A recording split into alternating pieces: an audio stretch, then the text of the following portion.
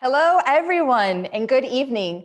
And for some of our viewers, I'd like to say good morning and good afternoon, because we have viewers logged in right now from across the US and also around the world.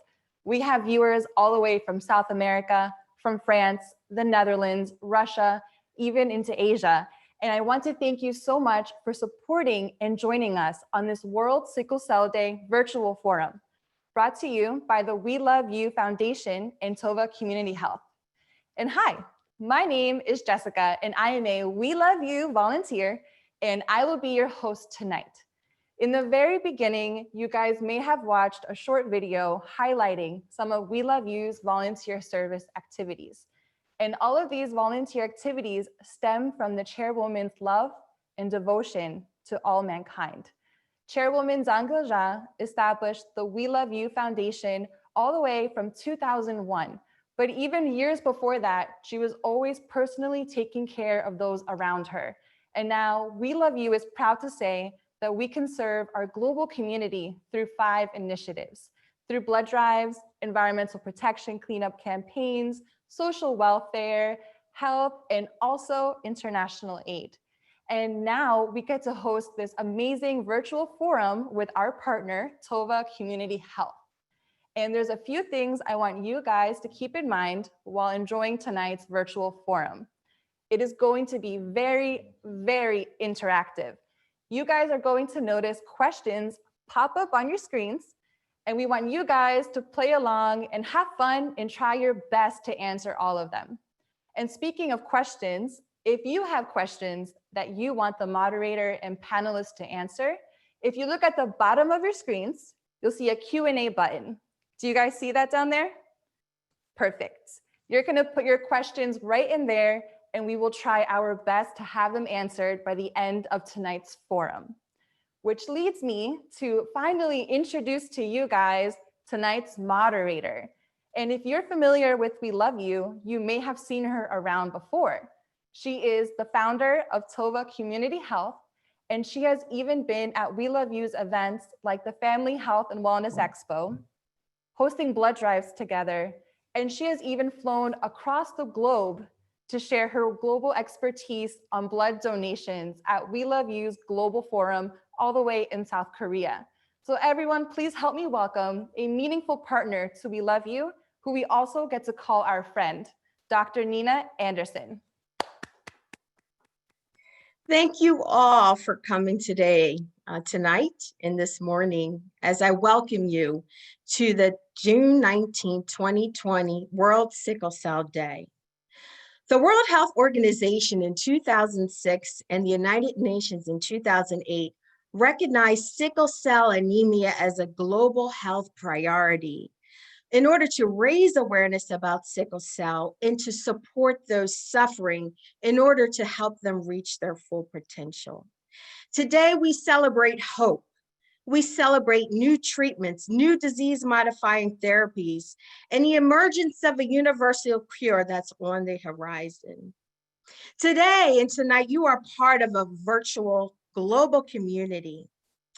The mission of TOVA Community Health is to provide holistic, compassionate, comprehensive care to those living with complicated chronic conditions like sickle cell anemia. In partnership with the WeLoveU Foundation, we have worked on many events to spread the awareness about the importance of having blood drives for sickle cell and to improve the diversity of blood for those who need it. Our blood drive in 2019 brought in 43 units of blood that saved over 120 lives.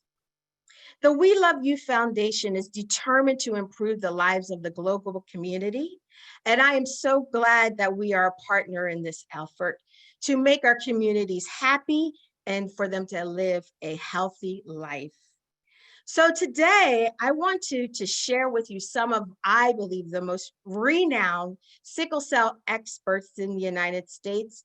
And they happen to be some very close friends of mine who I called up and said, I need you to come today to share with the world and our global community about sickle cell anemia.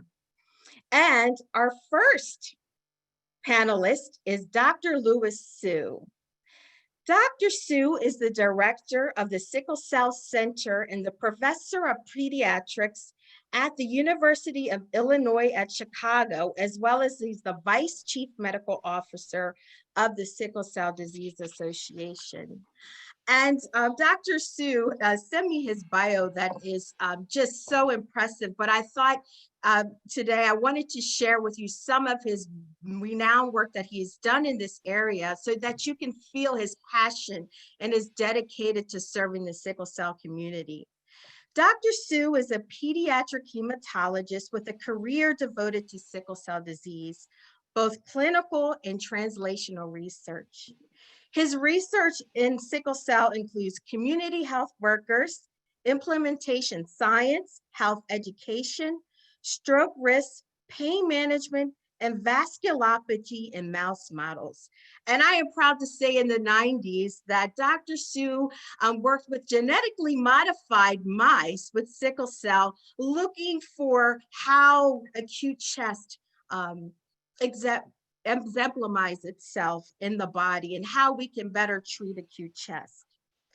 He is also a collaborator in the European Commission Horizon 2020 Project African Research and Innovation Initiative for Sickle Cell Education.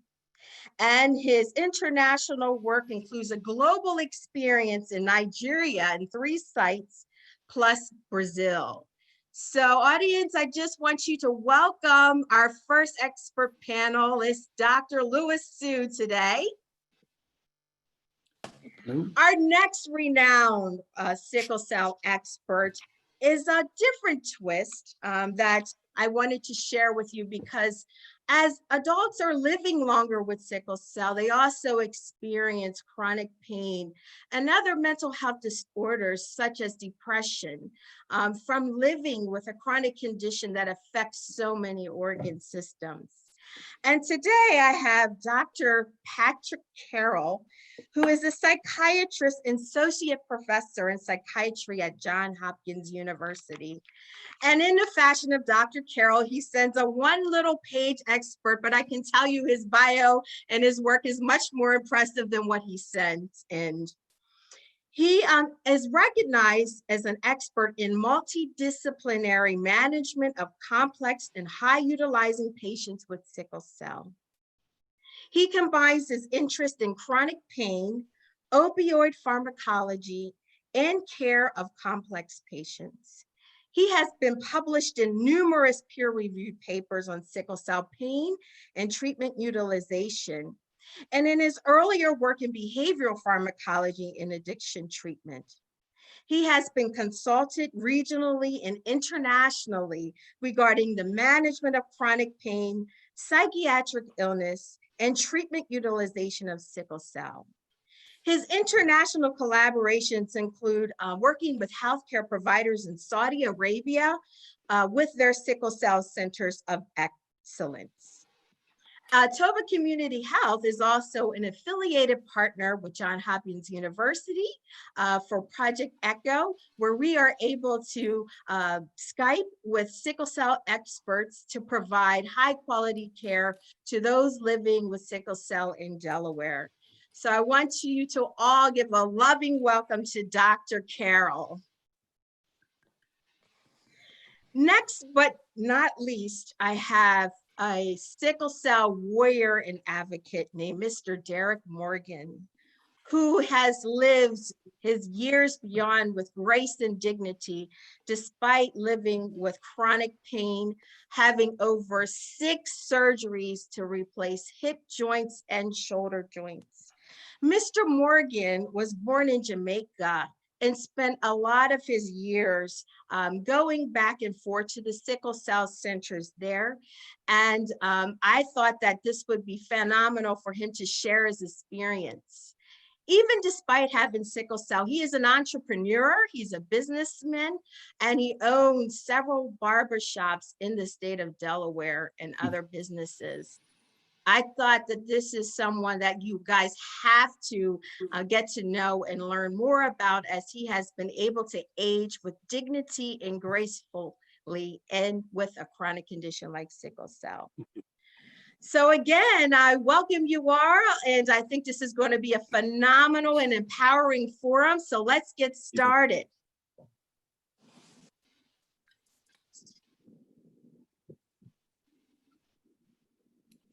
So we're going to have our first poll question. Are you guys ready? Okay, here we go. About how many people around the world have sickle cell trait? A, 25 million, B, 50 million, C, 150 million, or D, 300 million people. All right, here we go.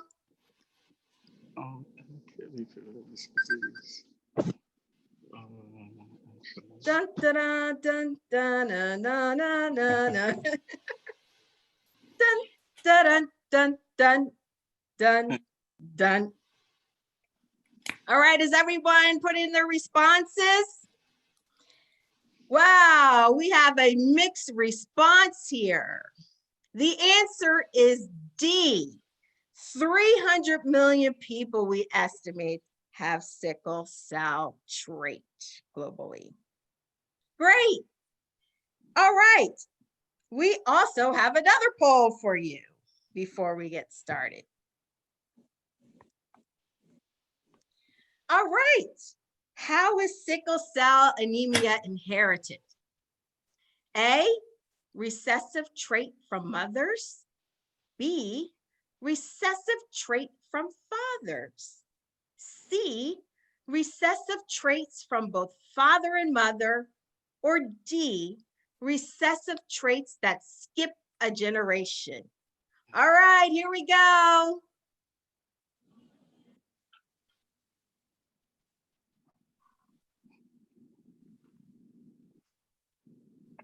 All right, dun, dun, dun, dun, dun, dun. All right, let's see, what are your answers? Great, much better. The answer is C, recessive traits from both father and mother. Great, you guys are doing wonderful, and you guys will learn so much more from our experts today. So I'd like to start with you, Dr. Sue. I want you to introduce yourself to the audience about the basics of sickle cell anemia. What is sickle cell? Who gets it and how?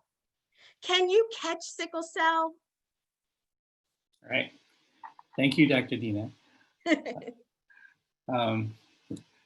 So Dr. Nina and I worked together for a while, and she even got me to get my violin out one day after I hadn't touched her for about 10 years or so. And she's a much better violinist than I.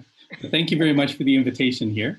I'm in Chicago, and I take care of kids with sickle cell. So I usually do things in more kid fashion with visual aids. So I think I'm going to show this here. So sickle cell disease is a condition of the red blood cells. And the red blood cells look something like this, kind of like a jelly donut, round and flexible, red because it has this hemoglobin inside that carries oxygen. And that's what goes through your blood vessels to carry the necessary oxygen through the different parts of your body. But when there's sickle cell disease, the hemoglobin inside this red blood cell has a change in it that makes it possible for the hemoglobin to stack up like a crystal inside the red blood cell, and it makes it have a different shape, which is like a crescent moon or a sickle or like a banana, pretty much pointed at the ends, kind of curved, and this is because inside there's crystals inside. This makes it harder for this kind of blood cell shaped like this to go through blood vessels. You can imagine it's not so flexible, doesn't curve as well, gets stuck. And then in addition, sickle cells get to have stickiness problems. So this is like Scotch tape, okay? that goes on top of this red blood cell. And you can imagine if your cell is sticky like this, that it's not going to flow so well because it kind of gets hung up and makes your blood not flow. This makes damage to the body because it's not getting oxygen in different places. Sometimes that damage can be silent and causing problems for different organs like the kidneys and the spleen. Sometimes it's not so silent, and the lack of blood flow causes this really, really intense pain. And that is one of the things that periodically happens to people with sickle cell, sometimes unexpected, sometimes triggered by something. That's some of the basics there. Thank you so much, Dr. Sue, and your scientific style as always, breaking it down so that the community can understand sickle cell. So I just want to recap. So when you don't get enough oxygen and nutrients circulating to the blood through the vessels and to the organs, it can cause excruciating pain, but also damage to those organs over time. And I want to introduce you to Mr. Morgan, who, as I said, is a champion and a sickle cell warrior, who is aging gracefully in his golden years. I won't give your age out, but I wanted you to share with our audience today is how did you find out you had sickle cell anemia? I'm sorry. Hello, everybody. I came from Jamaica, and when I was 3 years old, they thought I had rheumatic pain because I was always crying and so forth. And then they tested me for sickle cell, and they found out I was a sickle cell patient, that I had sickle cell, and it was an SS trait. That's why I'm in so much pain. So, you know, I've lived my life, all my life with it, but I've managed to graduate from high school, do some college, buy 2 homes, and open up several businesses in which, you know, I have a few that's still going. But in any case, you have to balance your time, your health, you know, and I do drink a lot of water, so anybody could ask me any questions. You know? So, Mr. Morgan, thank you for sharing that. So you were diagnosed when you were in Jamaica, and you were very, you know, had some sicknesses that your mother constantly followed up with, and they found and they diagnosed you with sickle cell. How old were you? 3 years old. Okay, so at that time they didn't have a newborn screening program, so you developed symptoms, and your mother looked into it to try to find out answers. So can you tell us about growing up? What was life like with sickle cell anemia? Did you feel different from other children? You know what? I didn't feel different. I did all of the playing around that, you know, every other kid would do. The only thing is I would spend at least 5 days in the hospital since birth all the way through, you know, for a very long time, since till I came here to the US at 16 years old. Every month, you know, practically. Wow. And I do know that you have a loving mother who kept pushing you to reach your full potential, and having a loving and a supportive family really has helped you along your journey. Was that correct? Oh, yes. Oh, yes. She's my Great. staple. She's the reason why I'm here. Great. I love her. Awesome. So Dr. Sue, I want to go back to you and talk about your experience as being a pediatric hematologist. Do you have anything to share about some of your patients' experience living with sickle cell? You've worked in a lot of urban areas like Philadelphia to Atlanta to Chicago to DC. Can you talk about your experiences working with this population? Well, several different things. One is that they're still kids, but as Mr. Morgan is saying, living with things that can happen to you that ordinary kids don't have to deal with, hospitalizations, blood tests, and things like that. So some of these kids get to be very resilient, very tough. Some of them have more trouble coping than others. Some try to keep on doing all kinds of different physical activities and may have bumped into limitations of not enough energy to do things for an endurance sport, or having trouble with cold weather because that can trigger blood vessels getting tight and stopping the blood flow and triggering more sickle cell pain. But then there's others who really persisted more with school, tried to keep up with education, maybe even studied ahead of the rest of the team, rest of the class to get caught up. And so there's a variety of ways that sickle cell has affected people. You mentioned blood transfusion along the way. And part of the thing that we do for some patients is regular blood transfusion. So they get more of these normal red cells from people who don't have sickle cells. And these blood donations and the blood transfusions that go in once a month helps keep some children in better shape. It helps prevent them from having stroke or other problems. Others have now benefited from medicines that have been newly developed for sickle cell. So it used to be that everybody was just, I have sickle cell and there is nothing else to do except learn to cope with it. But now there's actually better treatments for it. So we have 4 medicines to try to make sickle cell have less pain, less organ damage, less other problems. And these aren't cures, but they're very, very helpful, very useful compared to what we had before, which was blood transfusion or fluids or nothing. Thank you so much for that, Dr. Sue, and sharing your experiences of many years working with children with sickle cell, how challenging it is, and that we really want them to reach their full potential and to live the best quality of life that they can. But on that journey, our clients, our patients have ups and downs. And you mentioned that they have to be resilient, but they also have to have good coping skills. And I want to bring in Dr. Carroll because he's on the other end as a psychiatrist who works with our clients, especially around chronic pain. Did you know that about 30% of adults with sickle cell live with pain every day of their lives? This can be very taxing on the body and also on someone's psychological mentation.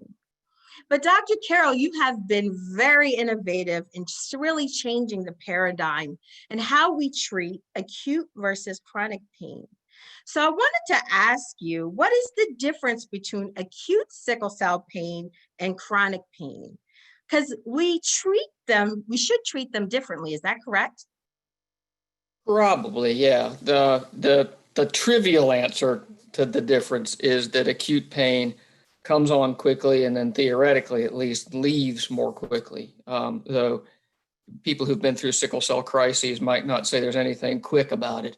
But that's the version of acute pain that we typically think about with people with sickle cell disease. Chronic pain is what it says. It's pain that lasts a long time. And there are various different criteria for when you call pain a chronic pain, but what it really kind of boils down to is when you have pain that lasts a long time and is most days. But that's kind of the trivial answer, but the more complicated answer is that in almost all chronic pain conditions that we look at, it's not so simple as there's some organ, joint, whatever, being damaged and the nervous system is just kind of picking that up and transmitting it to the brain. In almost every chronic pain condition, and certainly it looks like in sickle cell disease, we're seeing evidence of this both in mice and in humans. There are changes in the entire nervous system from top to bottom, from the nerve endings that detect pain to the synapses in the spine that transmit it to the way the brain is sensitized to it, that seem to, over time, cause sensitization so that the entire nervous system seems to start tuning itself to detecting more and more pain. And that can become a kind of vicious cycle. And so there are various different treatments that we use for chronic pain that we often don't necessarily use for acute pain. And the other thing that's, I think, more important about thinking about chronic pain, just kind of in the real world, is it's pretty hard to treat. Most of the specific medicines that we have for pain have this thing called a number needed to treat. So it's like you have to give this many people this medicine to get one of them to have what we call a clinically important difference, something that would say that's really better. And most of the individual medicines we have for chronic pain have numbers needed to treat in the range of 3 to 7. So each individual thing you do tends not to have a big effect. So you often have to do multiple different things, both medicines and other things around changing people's behavior, coping skills, the way they think about pain, their ability to tune it out to really optimally manage chronic pain. Thank you so much for that, Dr. Carroll. But I also wanted to just segue into telling us more. And one of the areas in which you have really helped me grow as a provider is ensuring that those with sickle cell have a personalized approach to treating their sickle cell anemia and as well as treating their pain. Can you talk about that some more? Yeah, I think the way that I kind of came to start thinking about this personally was that many of the folks that I first started looking after when I got into the sickle cell world, this decade and a half ago, was were people who were very often in the hospital. And we were often asking the question, what's driving this? Supposedly all of our patients had the same disease, but some folks just have a much, much worse course of it. And so we were always asking questions of, well, is it this or is it that or is it the other thing? And when we started looking at this in terms of the comorbidities that our patients had, the other conditions they had, the complications they had, and so forth, it wasn't or, it was and. It was these folks were in the hospital a lot are sicker, and not just sicker with sickle cell disease, but often sicker with lots of other stuff too. And with other things going on in their lives that made it pretty hard for them to participate in care a lot of the time. And so it became clear that the idea that you could sort of squeeze the balloon at one end and expect it to go down wasn't going to work. And so you had to develop a plan that took into account everything you could think of, with treating the sickle cell disease as well as you could being the first priority. But thereafter, there was plenty of work to do. And so that, I think, has largely been our experience at our center, is trying to figure out ways to train everyone to try to look at every aspect we can think of in an individual patient's case. So it's not a game of send to this expert and have them give you an answer and then not see the patient again for 6 weeks. So we're all kind of working on the same page and all trying to individualize things for the patient the best we can. Thank you so much for that, Dr. Carroll. I also want to share with you that you have really helped me with some very complicated patients who have had chronic pain. But I wanted you to talk about opioid-induced hyperanalgesia. One of the things that we have found that sometimes if we constantly escalate the dose of pain medicines, they may sometimes not be helpful in treating those with chronic pain. And we want to focus on harm reduction. And one of the things that you helped with was realizing that sometimes you have to say that this medicine isn't working and declare failure, and then work with a client on other disease modifying therapies or other alternative treatments that they need to have a comprehensive holistic approach to their care. Can you talk about that? Yeah. Oh, you just set me up, Nina. I could preach this all day.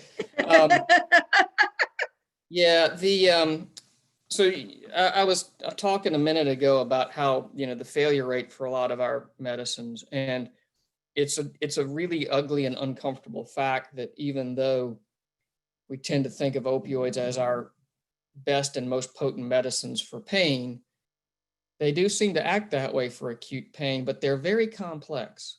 They have some effects that suppress pain, but they also have some other effects that actually facilitate pain processing. And it looks like, and certainly in mice, but it looks like in humans too, when you give an opioid, first they will suppress pain, but then they might facilitate it. And the facilitating effect actually seems to last longer than the suppressing part. So there's that. And then, when you look at sort of clinical trials of chronic pain with opioids, even over short periods of time, like 6 weeks, which is what most of the clinical trials are set to, that number needed to treat thing I mentioned was about 3. So they fail about 2/3 of the time. And it seems that, if you get people up to a reasonable, moderate dose of opioids and they benefit, that tends to stick around when you're talking about other conditions and chronic non-cancer pain. But when you have no benefit to begin with, or no significant benefit, you're not likely to get much more. And steadily escalating doses seems to have at least diminishing returns. It might not even work. But on the other hand, we know that opioids cause tolerance, they cause withdrawal, they can cause this hyperalgesia phenomenon. And it's a whole lot easier to start them than it is to stop them. Mhm. And so I think we have to be careful with them. And using them rationally, but also acknowledging that they're not a miracle. They have a lot of downsides, and for some people, staying on it isn't going to help, might hurt, and there's other things we should be trying. Right.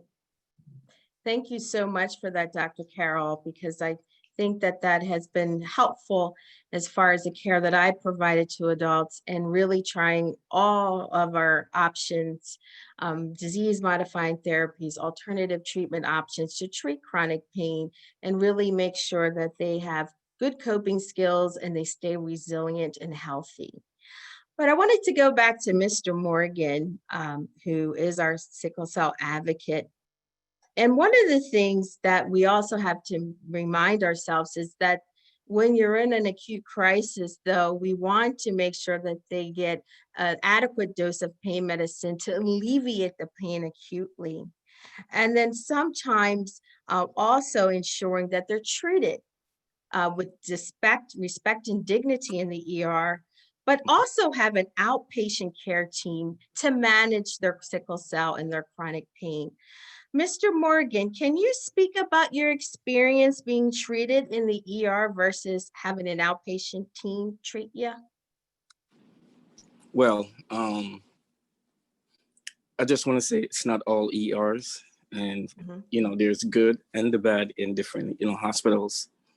I have in my life going to the ER had been mistaken for someone who just came in for drugs, in which when you're in so much pain, you're only crying and you're delusional because you don't know what's going on because you're in just so much pain. Mm-hmm. It's, bone crushing pain. Mm. Yes. So I have been put in rooms and left there for 4 hours at times in different instances. And my urine was actually very brown. So I was very dehydrated. So they didn't, put an IV in me. And I didn't get pain med, was I seen. Pretty much that's it. Yeah. Well, thank you for that. So definitely, and there's been some cases where you felt that you weren't treated in a rapid response way, and that you felt that you weren't attended to. But can you talk about working with Dr. Nina as far as helping you manage your chronic pain and some of the mindfulness meditation techniques that we've worked on? Well, you have to pay attention to, what's going on with your body. Yes. Yes. So when you find yourself in pain and you're not actually, at the time able to, alleviate it, because pain sometimes come on strong and sudden at times. So you have to really meditate, take some breath. You want to drink some water. You want to cool down. You want to be aware, rest, stop moving, and be aware of your body, rest. Lots of rest. Right. That's very good that you pointed that out, that you want to be mindful and centered and really try to relax yourself, even though you're under very strenuous situations. So that helps you manage that acute crisis so that you can be balanced and be able to continue to do what you need to do to get the care that you need. Thank you so much for that, from Mr. Morgan. No So problem. again, I want to go back because now we're going to switch to the international world of sickle cell. I have another poll for you.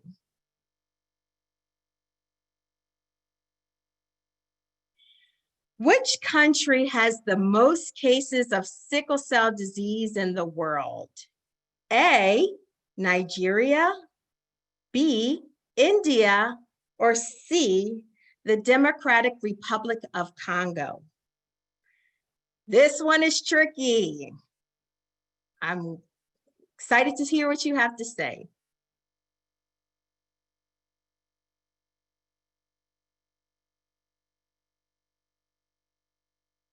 Dun, dun, dun, dun, dun, dun, dun. All right, let's see. 45 of you said Nigeria, and you are correct. Nigeria has the most cases of sickle cell in the world. It is estimated probably around 60,000 babies are born every year in Nigeria with sickle cell anemia. Thank you. So let's go back to talk to our experts about their international work, really trying to bring access to medical care all across the world of those living with sickle cell. Dr. Carroll, I want to go back to you. Can you tell us about treating sickle cell is like in other countries that you have worked with? I also wanted you to share about your work in Saudi Arabia. Yeah, so we've, at Hopkins, we've occasionally been to other countries, worked with other health systems, consulted, try to help them sort of put together the kinds of integrated services we've been working for a long time to build. And so we've gotten to go around to various different places. And also we have some patients come to us from other countries, either for consultations or sometimes just to stay so that we can look after them for a few months to a year. But, you know, one of the things that's struck me when we've traveled is in some way how many things are the same. Yeah, fragmentation of care is a fairly consistent concern. Having trouble managing chronic pain is a fairly consistent concern. And you know, sort of along that kind of fragmentation line, one of the things that I've often seen, and I think if we've tried pretty hard to combat in our own institution, is you know, you can have people with very different plans managing patients at different times. If they show up to the emergency room versus some other acute care center versus they're in the hospital versus their outpatient doctor seeing them. And so one of the more fundamental things that we're always advising everyone is get on the same page and have the same plan, and make sure that wherever the patient is, it's the same plan. Because if there's 4 different people trying to, or 4 different clinicians trying to run the case, it's going to go in a circle. And so that, I think, is a very common problem across every place we've been. Places that have tremendous numbers of patients with sickle cell disease, and you would think would have mobilized their health system around it, still have the same problem, and often very much have a shortage of hematologists, especially adult hematologists. Sorry, Dr. Sue, but we need more adult hematologists. Do you want to become an adult hematologist, Dr. Sue? Come on over if you do. I don't want to grow up. I don't want to grow up.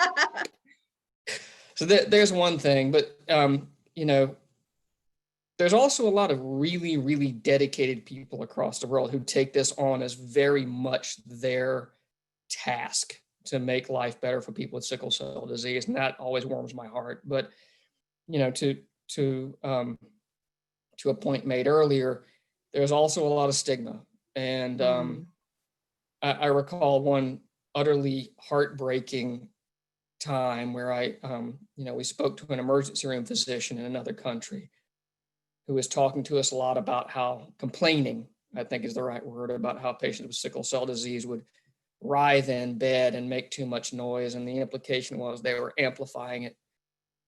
And then we walked through the emergency room, and there was this relatively young woman walking with her toddler. And that same physician pointed to her and said, "See, she says she's in 7 out of 10 pain, but she's walking." Yeah. And you just couldn't do the right thing. You know, if you're functional and coping and walking, you were faking it. And if you were writhing in pain, you were faking it. And so, you know, one of the things that I will say pretty much everywhere I go is the patient's pain is exactly what the patient says the pain is. You don't second guess that. You can't see it. How you manage it may be another problem, but it is what it is. And so that problem, I think, is also universal. Wow, that's something that I never even thought about, but thank you for sharing that, Dr. Carroll. Dr. Sue, you have done a lot of international work in Nigeria and Brazil. Can you talk about the work that you've done there? Well, like Dr. Carroll was saying, sickle cell in multiple different places has a lot of similarities. And so in Brazil, in Nigeria, many of the sickle cell problems are the same, but the way that people handle it sometimes is different. And so in some places with lower resources than the US, there isn't really an option to, take a car or have air conditioning or something like that. Big disparities in wealth. So some people in Brazil are super rich, some people in Nigeria are super rich, but others don't have those resources. And so you have a lot more suffering from things that in a place like in Delaware or in Chicago, you have the option to have water readily available. You have the option to have air conditioning if you need it, or heat in the winter if you need it. So those kind of things are different. The other things though are a lot more awareness in some places. So in Nigeria, so many people have a relative or a neighbor or a classmate who has sickle cell disease. So there's a completely different level of being touched by sickle cell, so that almost every legislature has some idea what sickle cell disease is, compared to in the United States where you have to explain it first. But then you're challenged by the lack of resources to deal with this very bad problem.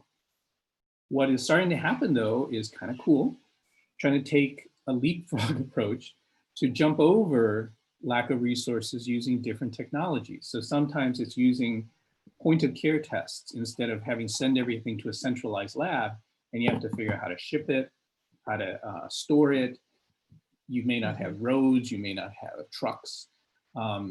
So things like that are getting leapfrogged by having point of care tests where you just have a test cartridge and do the sickle cell testing that way. You just need a finger prick of blood, right? Yep. And still working on issues like cost and storage, but they're making a lot of progress. And so these are getting down to like $5 a test, or maybe close to $1 a test. You'd like them to be less than $1 per test. Other things are using cell phones for education. So right now, much of the education that I do in my clinic is with booklets or brochures, things that I have to store, that I have to print. But you can use, for example, WhatsApp or some other social media type of thing. Send an infographic that shows somebody pictures of what it feels, what a spleen can do in sickle cell, and teach people how to do that, or teach people about drinking fluids is important. You can look at how deep yellow the eye jaundice is, and this is a signal that you probably need to drink more water. Or look at the color of your urine. If your urine is turning red, that's bad, you really need to get checked out. But if it's just a dark yellow, you just need to drink more water. And so things like this, using some technology, might be a way to really spread more information around. Some of this is now also learning from the cool things that have been done for reducing malaria, reducing HIV in sub-Saharan Africa and Brazil, where you've had community health workers spreading out, sending community health workers out to different parts of the city or different parts of the countryside with pictures of explanation, or with different languages than the doctors and nurses might know.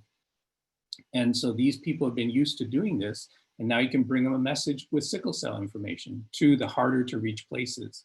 So using existing infrastructure rather than building a whole new system is stuff that's trying to happen. Wow. Thank you so much for that. Didn't realize all of the apps that are available that you could use to provide educational information as well. I also want to say that TOVA Community Health is a partner with Johns Hopkins, and we have been using this technology early on, starting in 2015 with Project ECHO, where we meet every Wednesday to talk with a team of experts where we can share cases of complicated patients with chronic medical issues related to their sickle cell. And we have an expert panel that can help us put together a plan of care to help them manage that. So it's been a phenomenal partnership. And I would assume that these type of technologies that are emerging will allow many more people to have access to sickle cell care, not just here in the United States, but also around the world and globally. Thank you so much for that, Dr. Sue. I do want to ask you, Mr. Morgan, about your care for your sickle cell in Jamaica. Can you talk about that? Did you have health insurance? Did you have to pay when you went to the doctor? How did your family manage that? Well, I was fortunate that my dad, he actually worked at a manufacturing plant. So he had a good income. And where we were in the suburb area. In Kingston, it's a quick taxi drive there. So the care was, I had insurance there. Not many people survived because they didn't have insurance, but they were still taken care of. And I think the healthier eating in Jamaica helped a lot. Wow. Thank you so much for that. So you were able to get access to specialty care because you lived close in Kingston, which has a sickle cell center, and your parents having income allowed you to be able to get the care that you needed. Is that correct? That is correct. The ones in the country, they would have to suffer, or, you know, a lot of people I know, and I've known people who have passed, but in any case, you know, we survived. It's a good living there. Wow. Thank you so much for that, Mr. Morgan. So Dr. Sue, one of the things that you shared with me when we were putting this panel together, and we both agreed that the future with sickle cell looks very, very bright for when we first started many years ago. We won't give our age. What progress has been made for treatments, cures, and also delivery of service for those living with sickle cell anemia?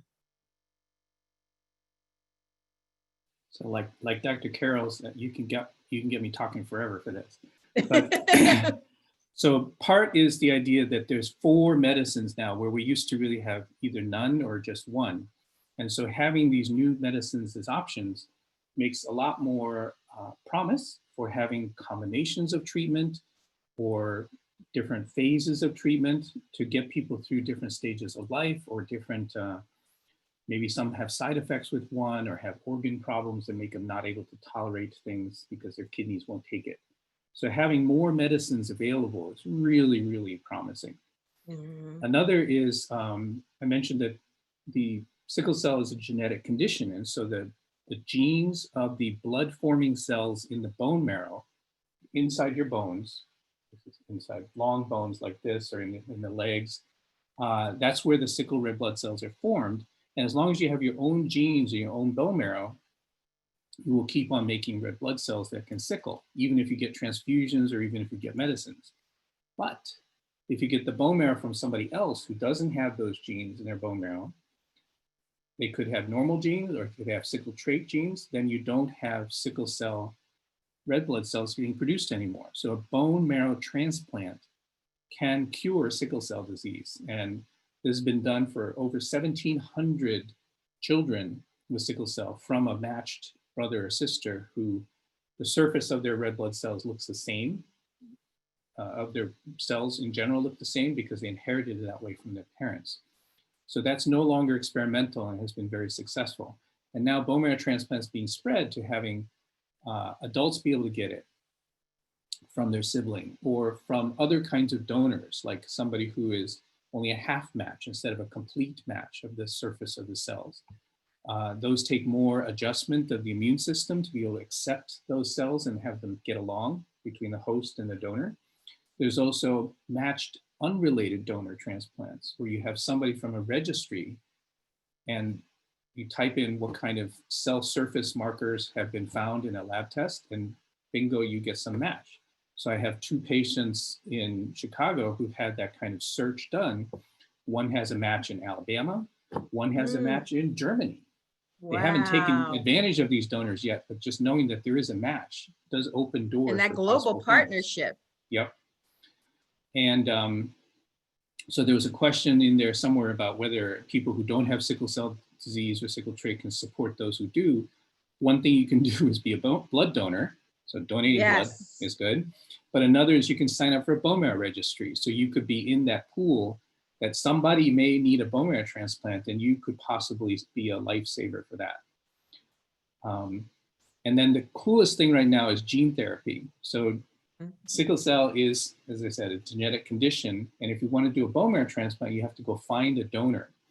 But if you have a way to adjust the genes in your own bone marrow, then that is another way to have a cure. And this has been something that people talked about ever since the 1950s when DNA was like newly discovered. So 1950s to 2020, it's about 70 years, 60 years. And it's finally coming to fruition so that you could have basically like a bone marrow transplant, but from yourself. So you have your own bone marrow taken out of the body, hung up in a bag, treated with something to either fix the sickle genes or add in another gene that makes the hemoglobin not have sickle problems, or turn up the fetal hemoglobin gene that doesn't sickle.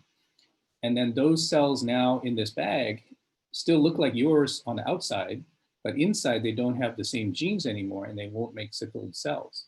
And this can be then put back into the body to have kind of like a transplant from yourself, but this is called gene therapy.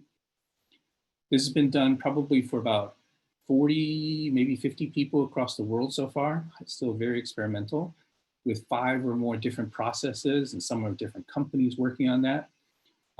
Some are using a viral vector as an envelope to deliver this message to the right place. And some are using the CRISPR technology to do gene editing, which is sort of like what a computer would do if you do find, edit, replace. That's kind of what the CRISPR technology does in a very molecular type of way. So these are all really, really exciting, still rather experimental, but these are really the promise of knowing what the DNA is and be able to do something about it. Wow. I mean, I'm just amazed of how much treatment and are gearing up for a universal cure for sickle cell is going to be. And I wanted to ensure that all of you who are living with sickle cell or have a loved one, that the future looks bright. And there's so many more options that we have available to treat you. So be encouraged that there's a lot of work on the horizon.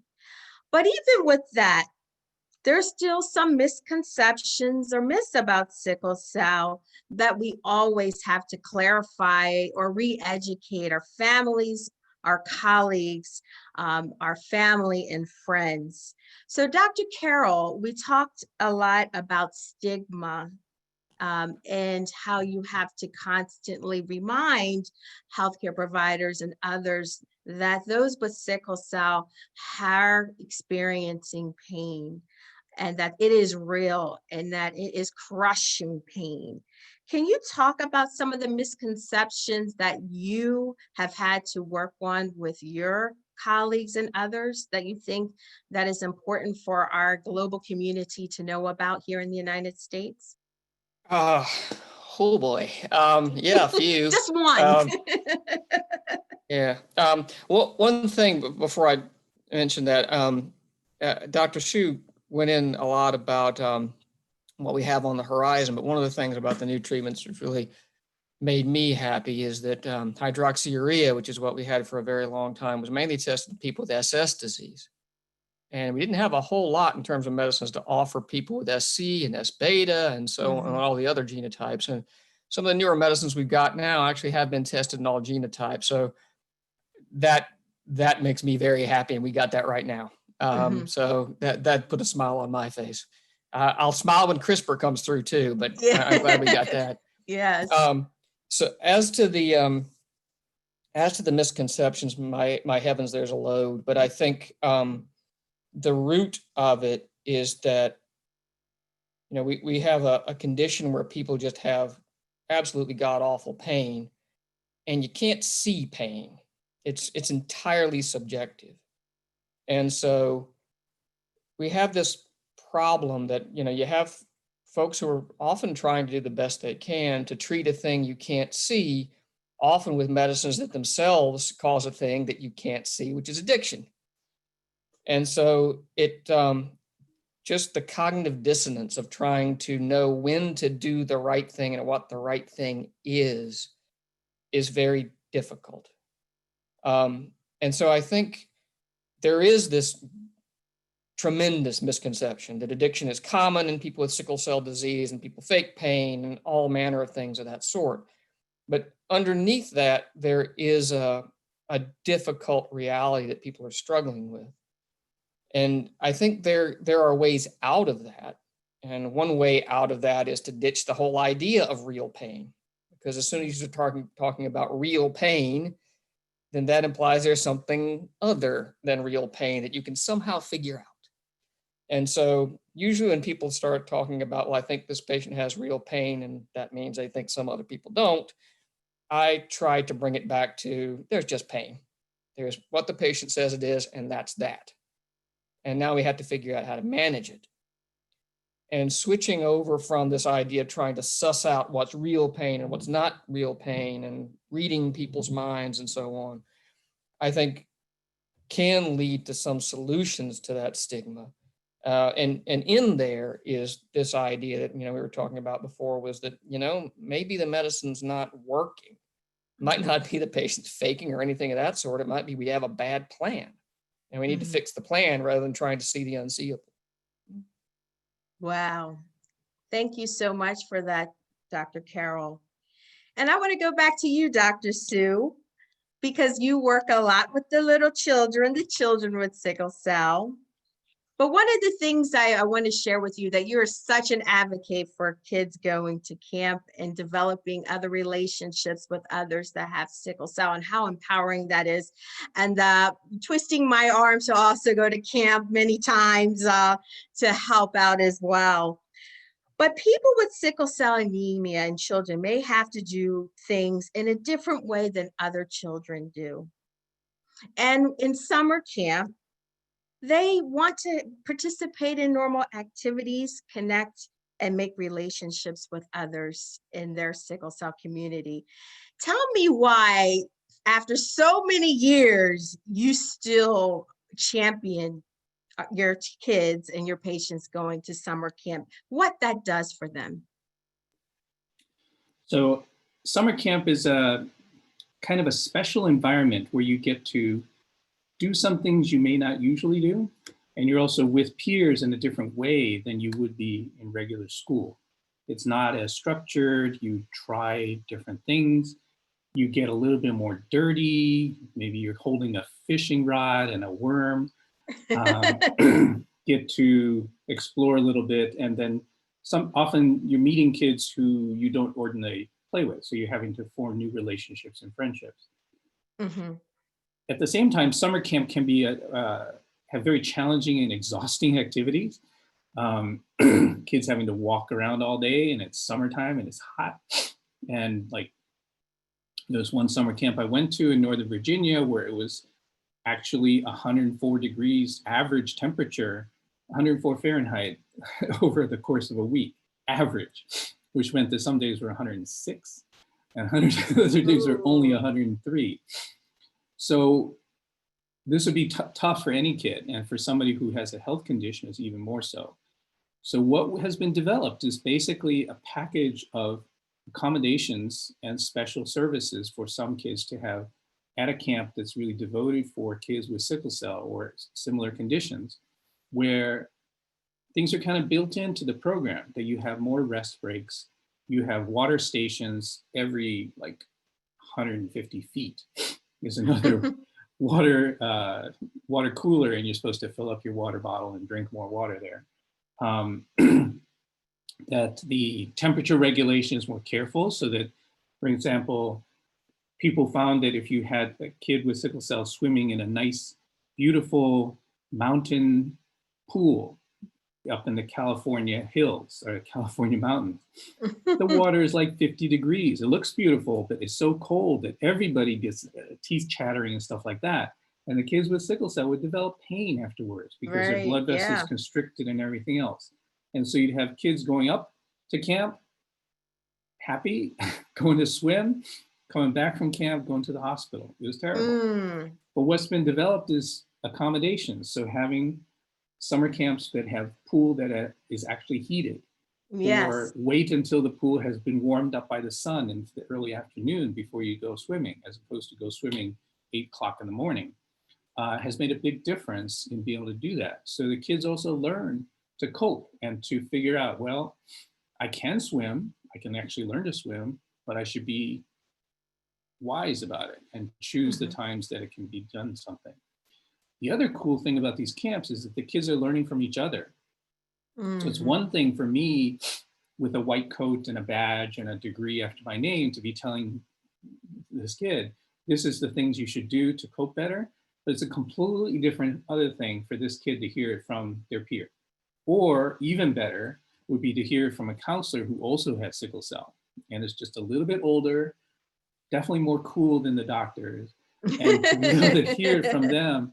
Yeah, you know, this is what I do. And sometimes I have to take a break and sometimes I have to do this. Or I play basketball and I like it, but I will take a break every 12 minutes to catch my breath, drink some water, instead of playing for 30 minutes and then I'm so wiped out that I can't play for the rest of the day.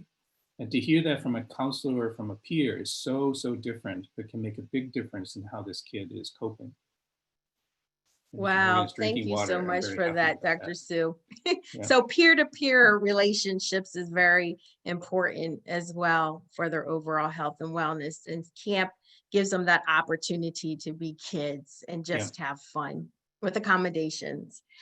I also want to ask Mr. Morgan, just quickly because we're running out of time, is that if there was one thing that you could share with this global community about sickle cell and breaking down one myth or misconception about sickle cell, what would that be for you, Mr. Morgan? That one myth would be having sickle cell disease is not a death sentence. You know, you can acquire a good way of living, good way of life by living healthy and so forth. Knowing that your child has sickle cell disease or is an SS sickler doesn't mean that he's not gonna live for a long time. Evidence of that, to be honest with you. And healthy eating, drink lots of water, pain management, and don't ever exert yourself.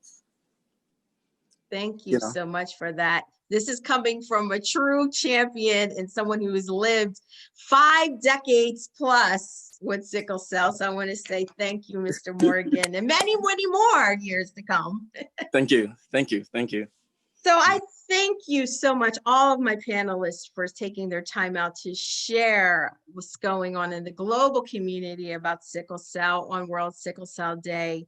But we also have many great questions that I would love for you just to take a few minutes of your time that have been submitted.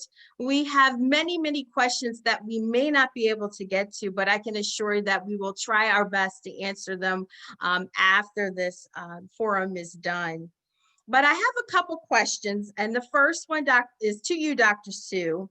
What's the difference between sickle cell trait and sickle cell disease? That comes from one of the Q&A questions. Sorry, I didn't hit that quite right. So sickle trait would mean that in the 2 genes that each person has for hemoglobin, one of them is a normal gene and one of them is a sickle gene. So that is usually silent, doesn't cause problems. I'll get into that a little bit more. But sickle cell disease would be that both of those genes are sickle genes, and so there is no normal hemoglobin there. That is the kind of thing that would cause more of this sickle-shaped red blood cells and all the disease problems. One of the first questions that you had in the poll was how many people there are with sickle trait, and there's millions and millions of people with sickle trait who walk around and don't know they have it, don't have any problems with it. But the main medical significance is they can pass along that gene to their children. So if they marry somebody who also has sickle trait or has another abnormal hemoglobin gene, then they have a chance of having a child who has sickle cell disease. So knowing somebody's own sickle trait status is fairly important for not, so you don't get surprised when you all of a sudden have somebody with sickle cell disease. There was a question about what else sickle trait means. There is higher chances of blood clots, of urinary infections, of kidney problems, and of heat stroke. But almost all those can be greatly reduced in risk if you're drinking enough water. So drink more water. There is a blood test for diabetes called hemoglobin A1C that can be confused by in some of those tests by the sickle trait. And so if that happens, the person with sickle trait might need to ask their doctor for a different test for diabetes, not that one. And then there is also sometimes more problems with blood in the eyeball. So if ever somebody has been hit by a BB or has some sort of eye injury, has actually got blood inside the eyeball, which is a very bad thing. If it's normal red blood cells, they will work their way out eventually, and the eye doctors will just wait for it to do that. But if you have sickle trait or sickle cell disease, you actually have to suck the blood out. And so there will be an immediate test to be done for sickle trait in that kind of situation. So if you know that you have sickle trait, you could tell them, yeah, you have to suck this blood out. First thing though would be to avoid that injury to your eye. Thank you, Dr. Sue, for enlightening us about the differences between sickle cell and sickle cell trait. I have a question for you, Dr. Carroll. This came from the Q&A. Are there studies that aim to look at the psychosocial effects of sickle cell has on children as well as adults? Yeah, both. As a matter of fact, I wound up getting myself involved in some studies looking at ways to quantify some of the sort of entirely subjective effects of sickle cell disease, things on mood and anxiety, pain itself, and so forth. And a kind of broader idea of what we call quality of life. If you could ask in the broadest way, how is it to be you relative to what you think other people are? How do folks with sickle cell disease fare? For a lot of people, it's a bad disease. And most elements of those outcomes that I mentioned, when you look at them in relatively large groups of people with sickle cell disease, you find they're worse. Of course, I think there are things we can do about that. You know, I suspect if we can suppress the activity of the disease with disease-modifying therapy, as people live longer, they can probably live better. We're going to be able to cure this vile thing at some point, and that'll probably do a whole lot of good. But it does have an impact in most areas of life. Yeah, most definitely it does. Thank you so much, Dr. Carroll. I want to go back to Dr. Sue again for a question. You talked about sickle cells being somewhat sticky. Do people with sickle cell have an increased risk of developing blood clots? Yes. Okay, there you go. What about for those with sickle cell trait? Somewhat, yes. So in people with sickle trait, the risk can be reduced by drinking enough water, by keeping moderately active, and then doing the same things that anybody else would do to reduce blood clots, not sitting for prolonged times. Although I've been sitting here in my computer chair for the entire day. On a long car trip or bus ride or airplane ride or something like that, when COVID is over, when you're doing those kinds of long trips, you need to move around a little bit. And you can also do like little twirly actions with your ankles or your feet, do pumping motions to keep the blood flowing. And so those for people with sickle trait or sickle cell disease would reduce your chances of blood clots. Plus drinking more water. Thank you so much. I have another question. Are there other comorbid disorders that those with sickle cell trait can have, Dr. Sue? I think you talked about that. Yeah, there seems to be, well, you mean from sickle cell disease itself or other things that people, it would affect them? Like, yeah, yes. Okay, asthma is probably the biggest one. So Mhm. if you have asthma and trouble getting oxygen in, low oxygen is really bad for sickle cell. And so having a person who has both asthma and sickle cell disease means you have to manage both of those pretty well in order to avoid having problems. There are good asthma medicines and good asthma treatments. There are now better and better sickle cell treatments, so the chances are improving. The other thing probably would be if you have a really lousy diet with no fruits and vegetables, that's not good for you. And antioxidants are probably helpful for sickle cell. So if you miss out on the fruits and vegetables, I mean, you could take vitamins or something. But some of the approved supplements like glutamine is to improve your antioxidant status. Thank you, Dr. Sue. I want to go to another question for Dr. Carroll. Do you feel that infants are at higher risk of being opioid dependent because of the sickle cell anemia? Because they're going to one day become adults. Yeah, so first off, I think the word dependent has so many possible meanings that I try to avoid it. It's used to mean, say, tolerant to opioids, meaning that someone has takes them on a regular basis and their nervous system and other systems have basically adapted to it. And also it's been used to mean addiction, which is a different thing, which is a behavioral disorder in which people's behavior organizes itself around opioids with no other good reason. And so, in order to become tolerant to opioids, you have to take opioids on a regular basis. People with chronic pain or, even with acute pain that's long enough may become tolerant to opioids. And if they're tapered too fast, go through some level of withdrawal from it. So it is a risk to get exposed to opioids, but, if you're in acute pain for a sickle cell crisis, that seems to be the thing that works. And so I don't think that should be a thing we should be too afraid of. With respect to the question about addiction, the main thing you need to have an addiction is to have a human brain and to be exposed to opioids. They do this to us.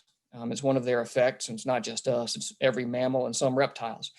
So exposure to opioids, particularly if they're self-administered, because it reinforces the behavior of taking it, does put you at risk for developing behavioral problems around it. On the other hand, there are things that can be done to mitigate that risk. But a lot of that risk has to be managed by having an adequately thought out plan for the management of pain, and also for being willing to declare failure if it's not working and try other stuff. I got it in again. Dr. Anderson was trying to get me to do it.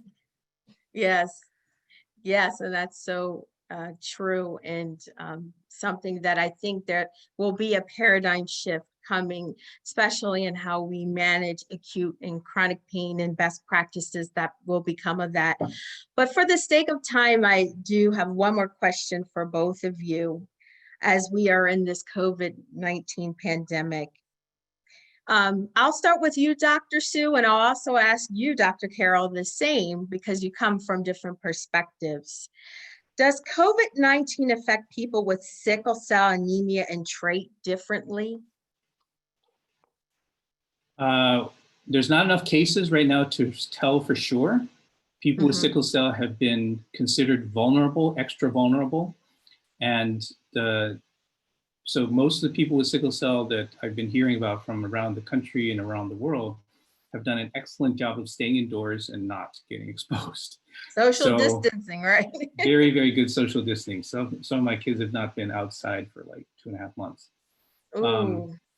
But the ones who have had COVID, there's been a variety of, some have mild, some have more severe, people who have more problems with their bodies before COVID, such as sickle cell plus kidney problems, or sickle cell plus cancer, or sickle cell plus something else, have a worse time of it. But overall, the mortality rate is a little bit higher than for the average population. And so I think people with sickle cell are more vulnerable. The picture that's starting to emerge for COVID is that if your inflammatory system, your immune system is having an appropriate way to deal with the virus, then that is fine. But if your immune system gets regulated out of control and starts to give too much response, just goes out of control, too much inflammation is very bad and leads to many of the problems in COVID. And in people with sickle cell disease, the immune system, the inflammatory system is revved up. And so there is this tendency to maybe do badly. We may be seeing a signal that if you're on some sort of anti-sickling medicine, such as hydroxyurea or these other things, your body may be better regulated. So if you have sickle cell disease and you're supposed to be prescribed something, take it so that will help keep your body in better shape to fight off COVID. Thank you so much for that. Oh, and I'm sorry, and about sickle trait, we just don't know. Okay, yes, sickle We trait just too. don't know. We don't know. Yeah. So Dr. Carroll, I would assume that your clients have had a lot of anxiety, which has also impacted their physical health from this COVID epidemic. And you probably see more cases of depression during this time as well. Can you share about your experiences with working with your clients during this pandemic, and what have you seen? Yeah, well, my own direct patients are often seeing me because they already have had depressive episodes or have anxiety problems. So I think it's less that the prevalence is higher, but more that it's aggravating something that was there. But that's because of the folks I see. But I think that, yeah, there is a great deal of fear, I think, that a lot of our patients or my patients are experiencing, and uncertainty.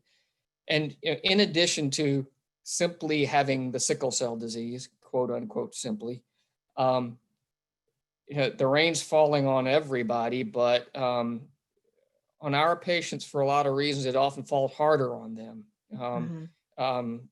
There is systemic racism.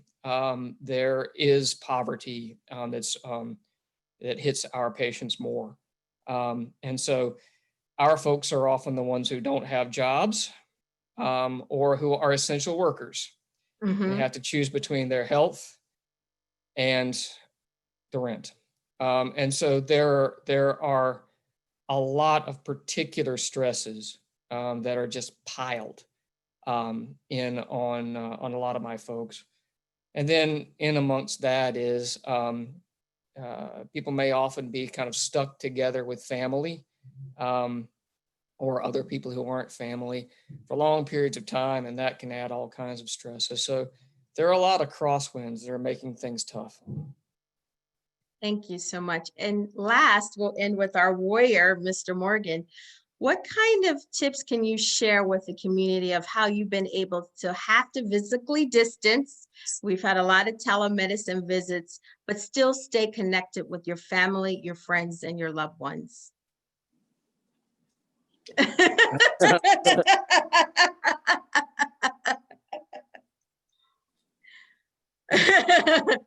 Besides wearing your mask. Yeah, we have to wear a mask and be very vigilant.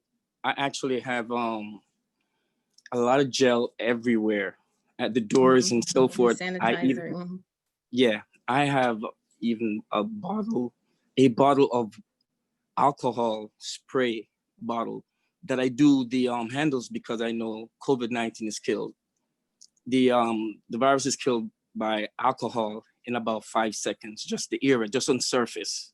So alcohol is what I use around the area. I also take a lot of vitamins. So, you take your zinc, you take your echinacea, you take your folic acid and so forth. I take black seed. You got to build up your immune system. and I stay away from everyone. You know. Well, not But you quite still stay everyone. connected with them, right? Through your I- phone, you can still call, Zoom meetings, and other ways to connect, right? Exactly. And I keep busy in my backyard to, you know, You're a not, gardener, right? I'm trying to Okay, develop a very good. green thumb. It's not green yet. Thank you so much. I want to thank all of my panelists who have shared their time and their experiences on an international level, but also here locally in our country, in the United States, of how they have championed and brought attention to sickle cell on World Sickle Cell Day. I do want to just have a quick final words from our panelists, and I'll start with you, Dr. Sue.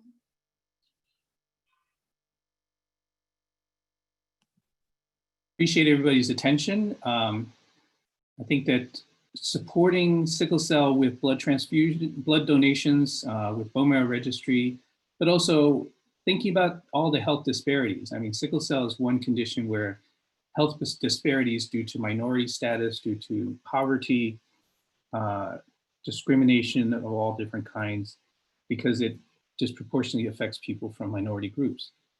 Sickle gene is prevalent in places with malaria. Having sickle trait helps you survive malaria better. You still get it, but you survive it better.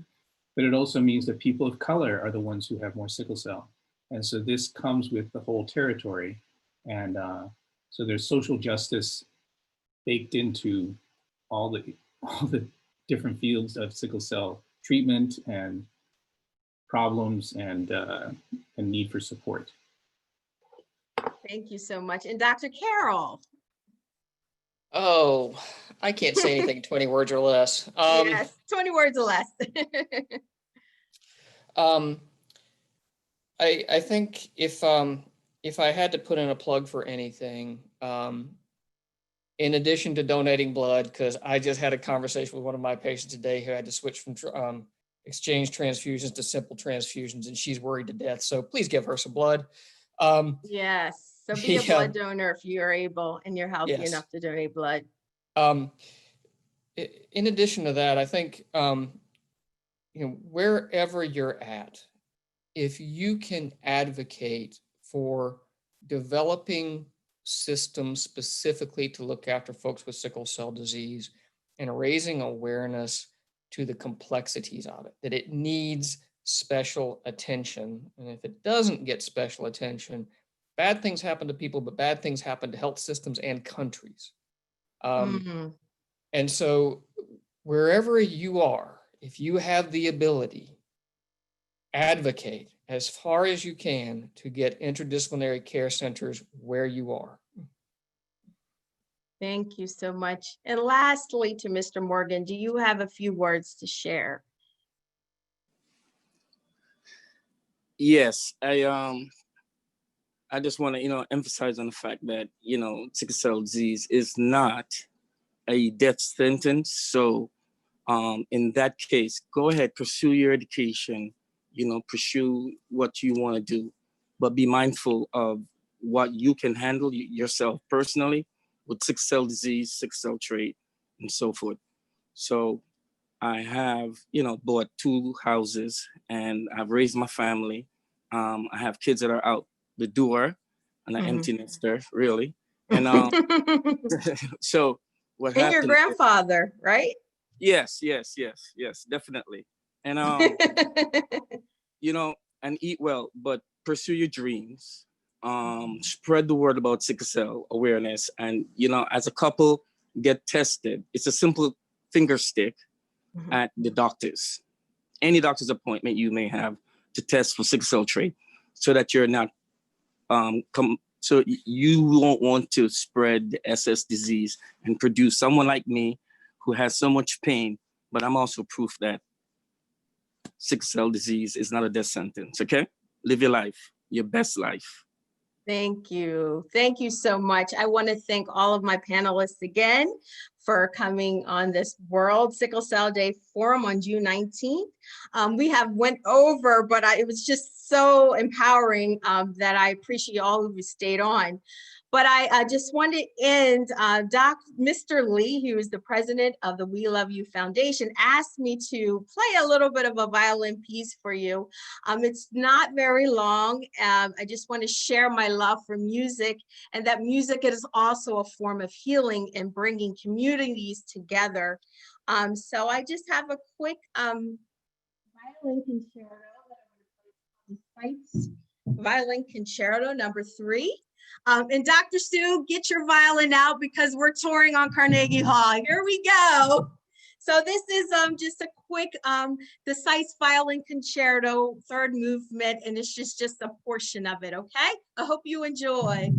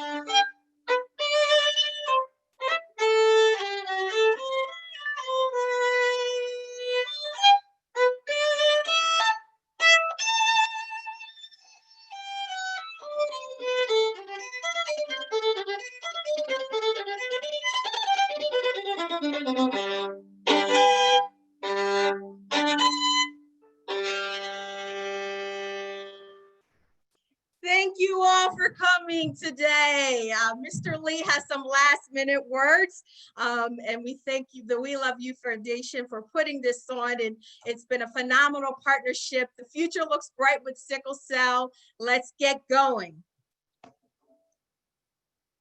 I'll turn it back over. Bravo, bravo.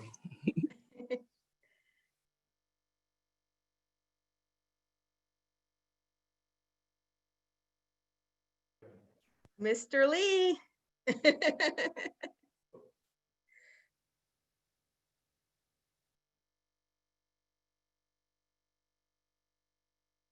Hi, good evening, everyone. Dr. Nina, it is Yes. good to see you again. You too. You played so beautifully. Wow. Thank you. Okay, thank you to Dr. Sue and Dr. Carroll and Mr.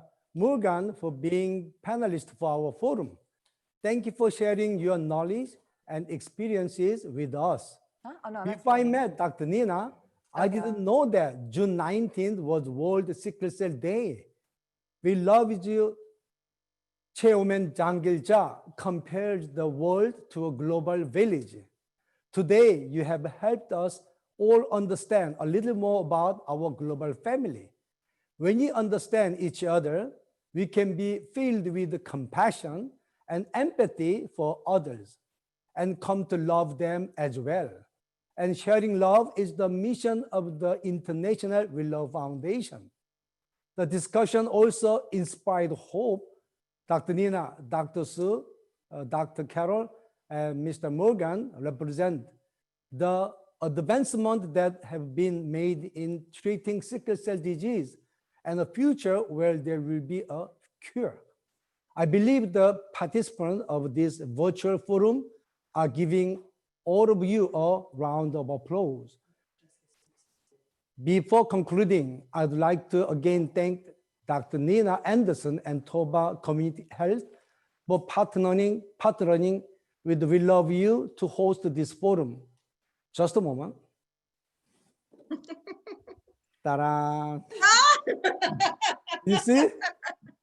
Yeah, with this forward, I'd like to recognize your commitment and devotion to providing the best quality care to those with sickle cell disease and making the world a better place. It has been an honor, pleasure, and privilege to work with you and positively impact our communities, our global village. Thank you so much. Thank you. And just a moment. Thank you. We love you. We love you. We love you. Wow.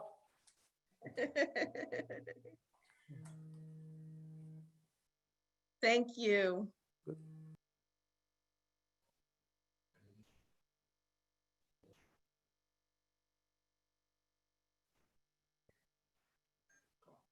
Dr. Nina, Hi. hi. Congratulations on your award. Thank you so much. It's been an honor. Do you have To any serve. words you would like to share? No, not really. It's been such an empowering forum, and I can say that I have been just such honored just to be around such great people that share the same commitment and passion for serving the sickle cell community. And I'm looking forward to working with so many more in this virtual global community. So I think I hope that we can continue this partnership and do more work because there's so much need. I totally agree. Dr. Nina, I think you did a terrific job tonight as our moderator. Thank you. Also to our panelists, Dr. Carroll and Dr. Sue, I think anyone who has you as their provider is more than lucky. You show so much compassion towards your patients, and you show how much you really care by being so innovative in trying to find treatment. And I think tonight's virtual forum, it wasn't just informational, but it was also a celebration of how far we've come in finding different treatments for those with sickle cell disease. And Mr. Morgan, thank you so much for your participation. I saw you in the chat. You were right talking with everyone. Everyone was more than engaged with your story. And we're so thankful that you were able to share that with us. And also our amazing audience. We'd love to thank you so much from the bottom of our hearts for joining our World Sickle Cell Day virtual forum. And on behalf of Chairwoman Zhang Gilja and all the members of WeLoveU, we'd like to say, we love you. Not goodbye, but see you later. Thank you so much for joining. Until next time, everyone. Bye. Thank you. Bye. Thank you so much. Thank you. Take care, everybody. Love you. Thank you. Bye. Bye. Night all.